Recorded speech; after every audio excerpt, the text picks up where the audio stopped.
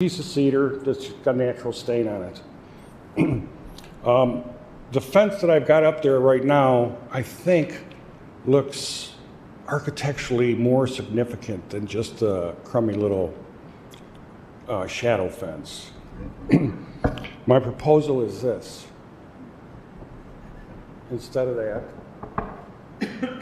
or if you prefer, makes no difference to me, which matches the siding on the house. It'll be a lot less obvious if you drive down the road.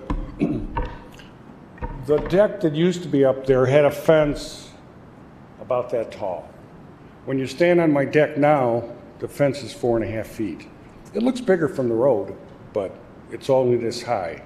I've left some posts up in the air, and you'll see on one of my pictures, maybe some lattice work across the top. Not necessary, but I could. So, we can't get, oh, look at that. And I just want to ask a couple clarifying questions for the commission, just to make sure that we're all on the same page here. So, sure. Obviously, we're looking at the construction of this new deck. The stuff that happened before with the rebuild was a long time ago now, but I appreciate the backstory, and I think that, and as was indicated in my report, helps us to show that there was a deck up there previous to this. So this was not an alteration of the existing property to make this new deck. This is also, and I don't know I looked over some pictures with Chris before, but you can see the door that's there, so that's a pretty good indicator that there was a deck up there previous. The second remark that I want to make, and you showed the Trex, and I might not have been clear enough in my report, but the decking on this porch is Trex. The decking, only the floor material on the porch is Trex. Thirdly, the fence that's been built is cedar, as you just alluded to.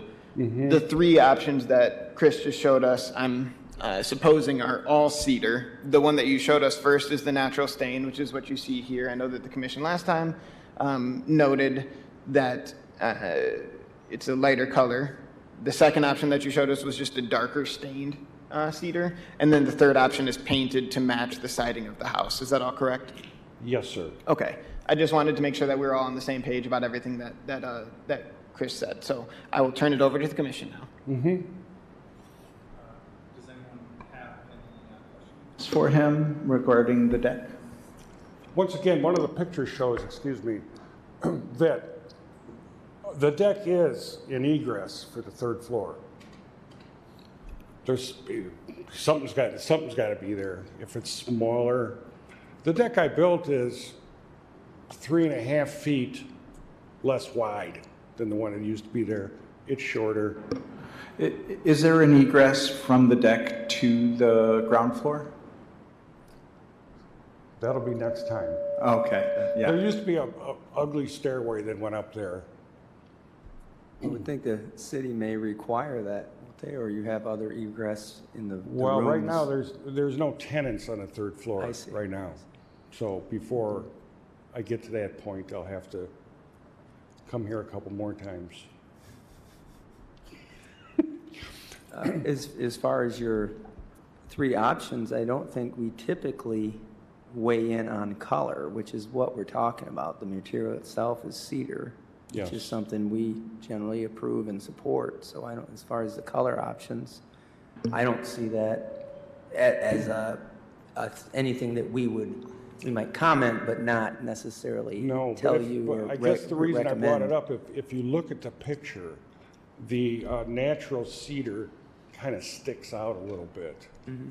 I recommended, well, I came up with the idea of the black, which would match the roof more going up, mm-hmm. or the periwinkle that might look better with the siding. Yeah, again, but once again, I could have opinions on that, but as far as us voting, we typically don't vote on color. Yeah. I think the bigger issue is that it was put up without permission originally, and then so we're going back to approve backwards. The whole thing. So that's the bigger thing. But he is correct. The color I don't think really makes a difference on it, and it's cedar, and that's awesome. But it's just just in general, do we approve a deck, up there? And it looks like it's replacing a deck, My personal take is it looks like you did a great job, and, I think it's in the last meeting about this, we came to the conclusion, I thought, that we wouldn't even really care about it if the existing house that blocked that view was still there. That's the way I remember it, yeah. I can attest to Chris's handiwork. Obviously, did a good job building it. The house burning down next door is sad for multiple reasons, that included. And I think it's a key distinction that it's the Trex is just on the decking. It's distinguished also from the historic nature and characteristic of the main house. Thank you for bringing all the historical pictures. It's nice to see that and definitely gives a lot of context. I would say for the Trex decking, typically we prefer the all-natural wood materials. However, since it is on essentially your third floor and it is in no way visible from the street, I'm not bothered by the synthetic decking material. I do appreciate that there is still cedar on the portion that you can see. And then I did have one question. Looking at your photos here, you've got this number 8. This one has some horizontal rails on it. Is that something you're seeking our approval on as far as more of a finishing detail? Or do you have any comments there? No, I would take some recommendations. The reason I put that there is because, like I said, the old fence was about this tall, and it's nice to have privacy up there. Right now, we're about 4.5 feet high. I thought something decorative up there is. It was. The construction was kind of a work in progress. One beer led to the next, and you can see I built some benches there. And what that did. The benches started out from the side of the house about this high. Then I took it down and continued the deck from there. So in essence, I used to be able to crawl underneath the deck at the far end, but now it's only this high off the roof. So I've kind of lowered everything. I lowered the fence. And the wing wall, the knee wall that you can see was added when we redid the roof. I'm kind of proud of that. I think it's a nice feature. It kind of blends with the house more, as you see it where it wraps around. A couple more clarifying remarks too. So when Chris brought up that, when you referred to the PhDs that built it before, I think you were alluding to the fact that they probably were not builders who built it the first time, and you started to get such severe water damage that the entire thing needed to be rebuilt, and that's why ultimately it was removed. When he's talking about the knee wall, I think you're referring to the gap that's in between the existing fence now and the actual peak of the roof, correct? Is that what you're referring to? Where yeah. there's the trough, in effect? Just the side of the fence you're looking at. There's a wall that's about this high. Yep. That angles in. Yep. Knee wall. It was built out to the edges before, right? And now you brought it in to allow for those walls, Yes. correct? So I built the knee walls, which are about this big. Yep. And then the deck got shrunk. Yep. And there's still space between the knee wall and where the deck is. Yes. Just so everyone is clear on that too. Thank you. Yeah, thank you. Does anyone want to make a motion to approve, or unless you have more questions or comments? Eric's kind of looking at me sideways there. Oh. I'll move to approve a certificate of appropriateness for the work as described in the application, as it complies with Secretary of Interior Standards 1, 2, and 9. I'll second the motion. Could we have a roll call vote, please? Christy? Yes. Dan? Yes. Eric? Yes. James? Yes. So the work passed. I'll be in touch with you tomorrow, and by the end of the week, I'll get out the certificate of appropriateness for you, and then we can continue to work forward with whatever else we need to do to get the approvals rolling. There's one other thing that's kind of important. What was that? A builder's permit. Yes, we will talk about that one tomorrow as well. So. Okay. Yep. Well, thank you all. Yep. Yeah, Thank you for coming in, Chris. Well, I love your house. Thanks. I see it, I almost got daily. a lot of time and money and invested in it. Yeah, it shows. Thank you. Thanks. So we're moving on to 621 South Park. You want to keep my pictures? Oh, no. I think we just I forgot. I don't know how long they'll be in a file before I throw them out, but thank you all. I'm coming up, Steve. Thank you, Chris.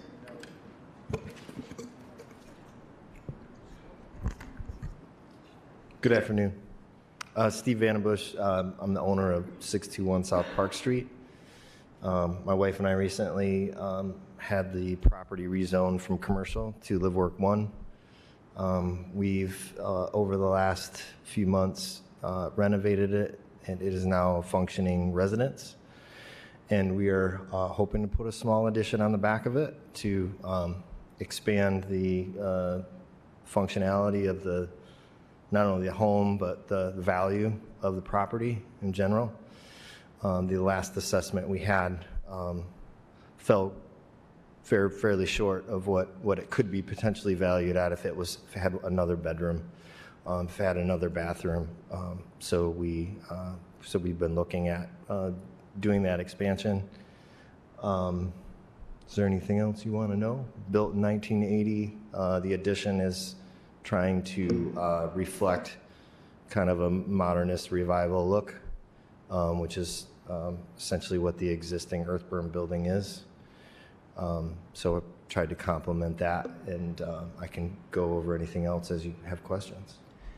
No, I actually spoke to your wife about this a couple weeks ago, so I'm aware of the property. It would be something we would look at, and Luis could weigh in on this, but I would suspect it's something that we would consider as a non-contributing property. Mm-hmm. So, yeah, I think you're making improvements and you're a good addition to the neighborhood. So, Thanks, sir. How many bedrooms will it be when you're all done, like with the addition? There's currently one large bedroom in the existing building, and then we'll be adding a small bedroom to this, and then there'll be a loft that'll be multifunctional. We have 5 children that are all, we have a senior in high school, the rest have flown the coop, but wanted the ability to have some overflow when we had holidays and things like that, so the loft sort of acts as overflow space for the kids. Yeah, yeah. The design looks awesome. Oh, thank you. I just had a curiosity question. I live on Dutton Street, so I'm not far. We affectionately call this the house on the hill now, just because it's such a cool little thing you guys are doing. I have the golden retriever. Yes, I know you. Said hello a couple times. Yes, Yeah. yes. I was just curious what your timeline for completion is. I think, and as far as like relevant things, I think this will be clearly differentiated from your existing home, the core structure. So I think that's important. Obviously, this is an outlier from what we typically evaluate, but I do think the aesthetics of your design complement your very modern building that exists in our historic neighborhood. So I'm excited about this, but when do you want to get it done? The idea is to get shovels in the ground, hopefully the first week in May, which is fairly soon. I think that's optimistic, but I tend to try to be optimistic. So that's the idea. And then footings and foundations and cure time, that's going to be a month-ish. And then the actual build for the framing isn't really going to take that long. My guess is that my crew that I've got is going to probably take 3 weeks to do the framing. And then we got to sheath it, and then the guts go in. So the hope is end of summer. So we'll see. I think it's all based on, or it's all dependent on procurement of windows and doors. So everything else seems like it's readily available, but windows and doors seem to be the biggest lead time. So.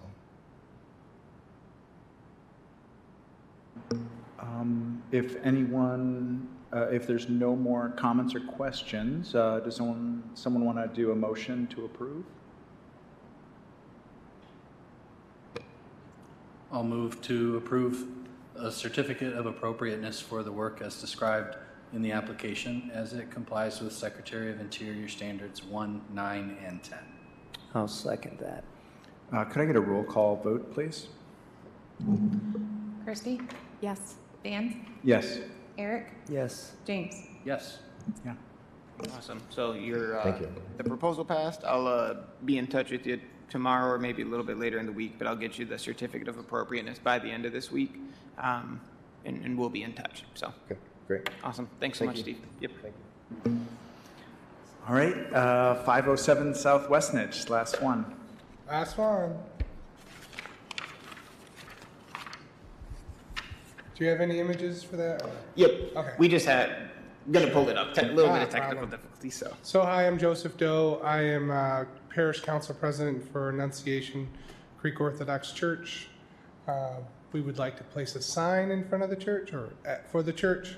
It's a difficult property to put a sign, so we think we found the best placement that meets the city's guidelines. It's going to be natural wood. There's two designs he might show you. One that was in like a type of a planter box, just in case we wanted to move it. But this design he just showed sideways is the actual one I think the parish council agreed upon last night. Simple wood design. Of course, it's supposed to be unlit in this area. We'd put the numbers on the cement behind it, saving space on the sign. But it's just, nobody knows what that church is. We have a plaque that's literally 1.5 feet wide by about 1 foot tall, and the letters kind of wore off about 10 years ago. So, and we're starting to grow and want people to know what that parish is.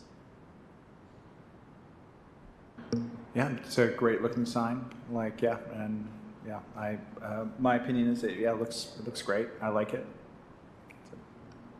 Okay. Thank you. And with both of the proposals, either of them is freestanding and could be removed at a later date. Conceal any of the architectural features of the building, so that's all. Yeah, it only conceals the ugly stairs.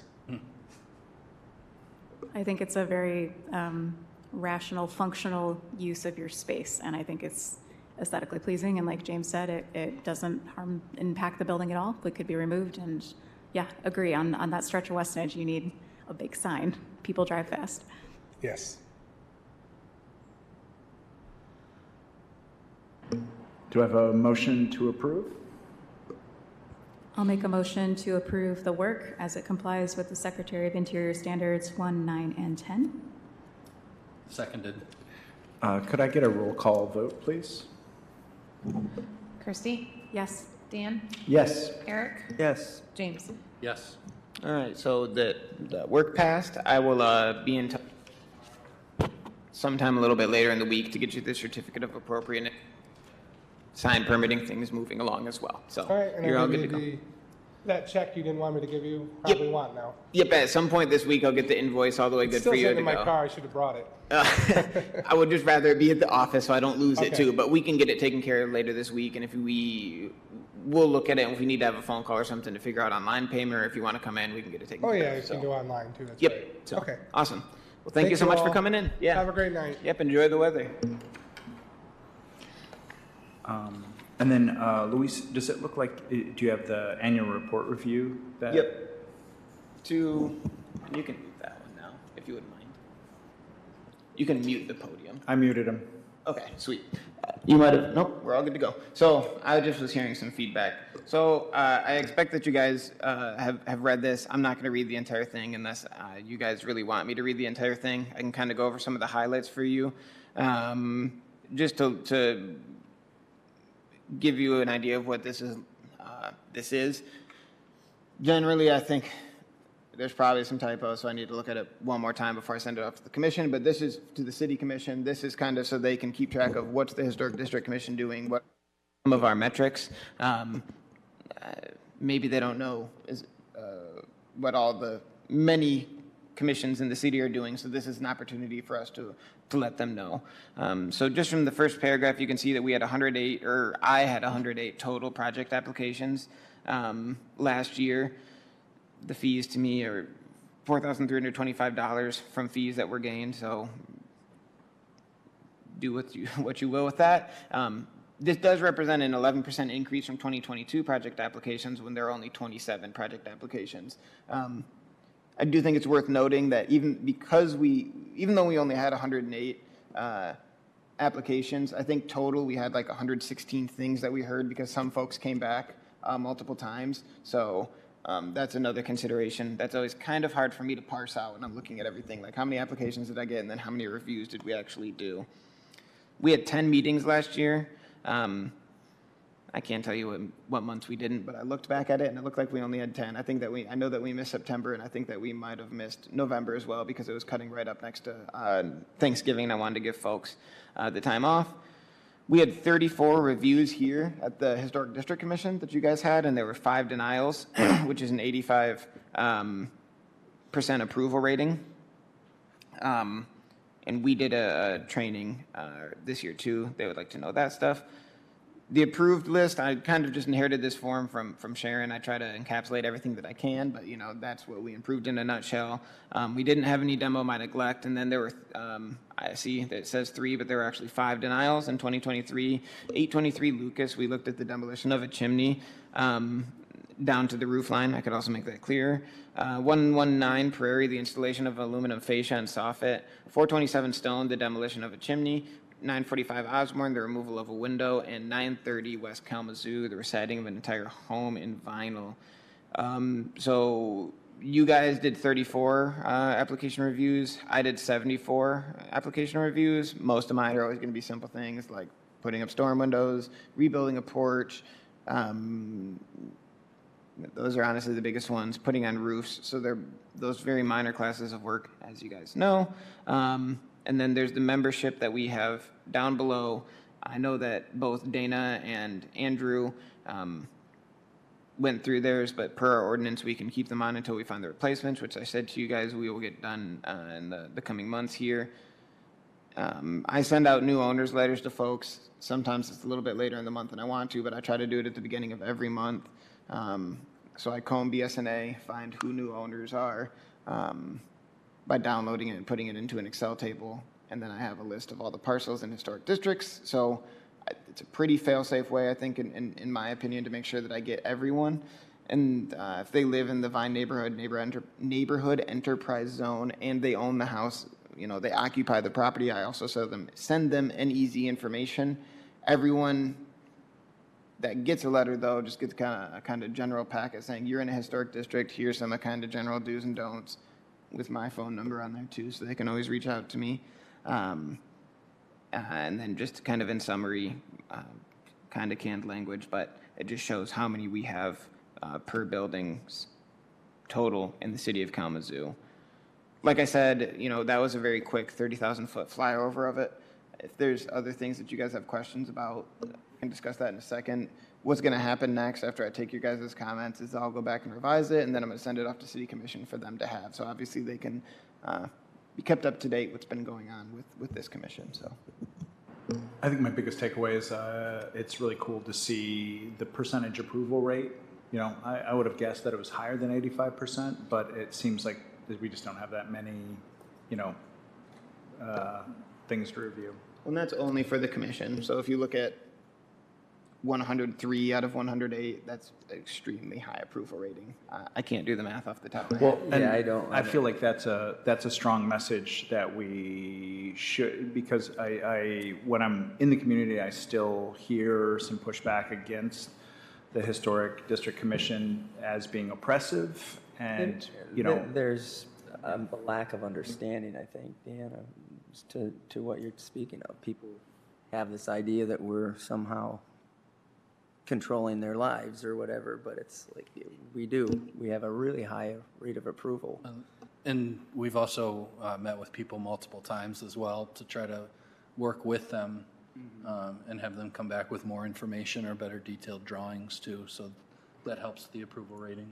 I think it's interesting you included the per capita of historic properties to our population, because we have, by this count, a smaller population than Grand Rapids, but we have more, almost as many historically designated properties. And I think that's really cool. Yeah, so we have more than twice the percentage of historic properties per capita, I'm guessing. I think that's a huge point of pride. I'm glad that you mentioned that on the report. Yeah. And I just looked, if you include all reviews, I mean, 108 reviews total, 5 denials, that means 103 approvals, that's 95.3%, so 95% approval rating overall. We should leave with that because, you know, what you're doing is just as, you know, valid as what. Yep. fans here. Thank you, I appreciate that. So, you know, if just share it with you guys because I want to get your input before I give it to the commission. So I don't know if you guys have any comments for this. I know that there's some typos that I'll obviously correct, but if there's any more typos that I missed and then anything more substantial, please do let me know. I had a question for you on the process, because I'm not exactly sure the order of how we weigh in on the demolition for neglect. I know we voted on one a couple years back, but there's a particular property that's right now 2 years behind taxes, and I've been looking at. Does that go to the city first, and then the land bank or the city consumes that property, and then we vote? Or do we vote on something like that before? How does that whole process really work? Demolition by neglect is a pretty heavy-handed tool. I would never consider taxes as a motivator for doing it. Mine would be if this property is on the verge of being dangerous and collapsing, and it was done. Neglect caused that to happen. It's more the neglect which is causing the homeless people to move in. And there are certainly other arenas that can be used or other avenues that are used to address those things. That is not the function of the historic district, in my opinion. I always say to folks that I'm making a generalization. Generally, the historic district is not a tool to tell someone that you need to fix something. It is a tool to say, when it does get fixed, here's how it needs to be done in accordance with our rules. Demolition from neglect is a departure from that, obviously. It's a heavy-handed tool, certainly. Well, a large part of me looks at it, and they're looking at it, it's prime real estate, and they're probably looking at it, well, it's worth more as a lot, and we'll let So, it, and you know, I think like that's that why kind of it's- mentality of doing nothing for Well, the that's past why it's 3 such a years. heavy-handed tool, because we can tell them then that they need to fix it. So I want people to understand what demolition by neglect is, too. If they say that they want to demolish it, and we feel that it was to the point of unsalvageability or damage because of neglect, then we could say, no, we now are going to compel you to fix the property. So it does not behoove anyone to let a property fall into disrepair simply for the purpose of turning it. Yeah. well, And at this there point, was I some, think it's an example of that, I think, was on Dutton Street that bordered the funeral home. I think it was Dutton. Is it Dutton? Where it's like Yeah, three it was three houses that little got houses. really far down and then were attempted to just tear them down. And so they were forced to bring them back to structural safety. The only suggestion I had, take it or leave it, would it be worth noting that we're going to host the Historic Preservation Conference? I don't know if they would be interested in that, but just Yeah. again pointing out that, you know, that's kind of a cool thing and that we're going to network with other cities. Yeah, I could certainly put that in there. And I hope I answered your questions about the process, too. If someone wanted to come to us with demolition, that's the other thing that, thank you, Christy. And then the other thing is to make sure that it's important to know that people elect to demolish their properties. So we're never going to tell someone to demolish it. They would come to us with a proposal to demolish, and I think it would be evaluated in that capacity. So if there's no more questions, and if there are, please let me know. We can just move into my coordinator's report for this month, which is, I'm just going to sound like a broken record, but as Christy just said, MHPN is coming up next month already, so 11th, 9th through 11th. I don't know, I just blinked on it.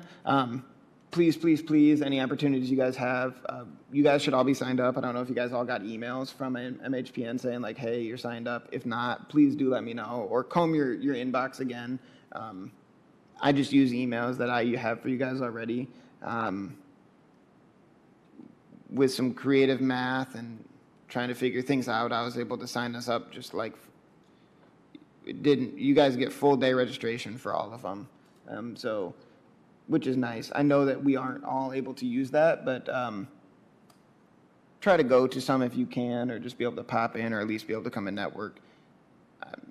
not going to be angry if you can't make it because people have jobs too. But just wanted to let you guys know that as we get closer, I'll continue to let you know what that looks like, and when I'll send you the brochure out again too.